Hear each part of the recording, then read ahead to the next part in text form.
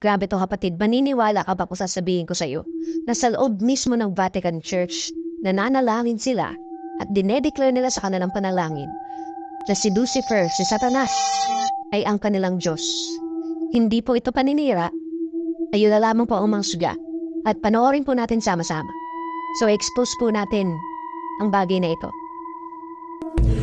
Flammas eius, Lucifer matusinus invenias.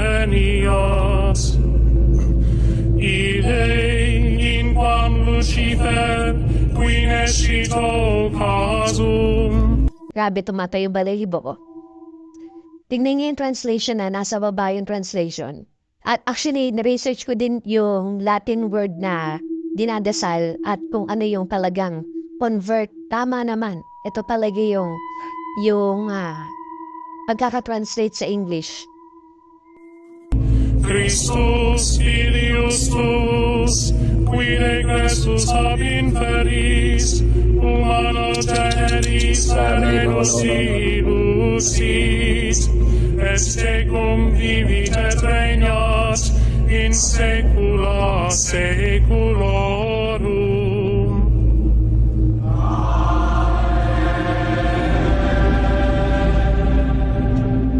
Kinikilabutan ako sa bagay na to, guys.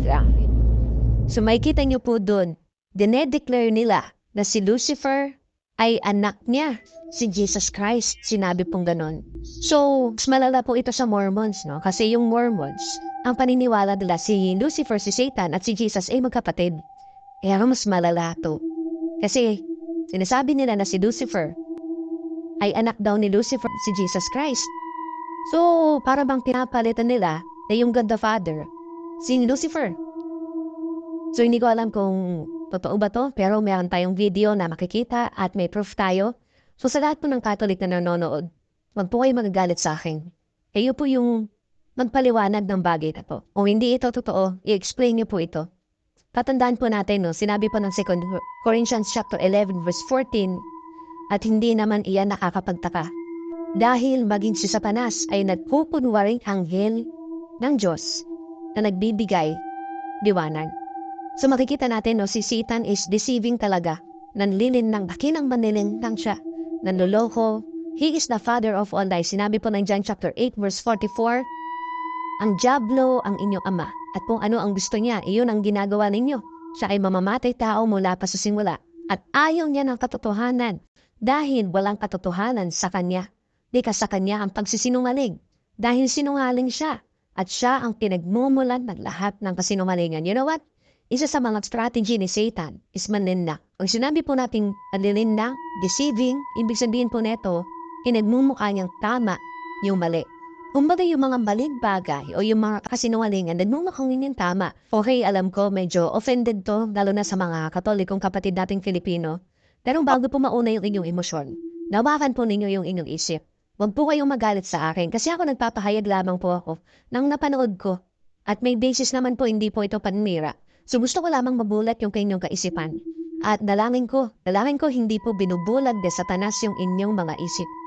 Kasi alam niyo, sa totoo lang, pwede pong bulagin ni Satanas yung ating mga isip. Lalo na kung nagpapa-apekto ka sa emosyon mo, sa nararamdaman mo lang, o na-o-offend ka lang. Sabi po ng Biblia sa 2 Corinthians chapter 4 verse 3-5, ngunit kung may mga hindi nakakaintindi sa magandang balita na aming ipinapahayag, ito ay ang mga taong napapahama. Ayaw nilang maniwala sa magandang balita dahil ang kanilang mga isipan ay binulag ni Satanas na naghahari sa mundong ito. Binulag niya sila para hindi nila maintindihan ang magandang balita tungkol sa kapangyarihan ni Kristo na siyang larawan ng Diyos. Hindi namin ipinapangaral ang aming mga sarili kundi si Jesu Kristo na siyang Panginoon. Naglilingkod kami sa inyo dahil kay Jesus.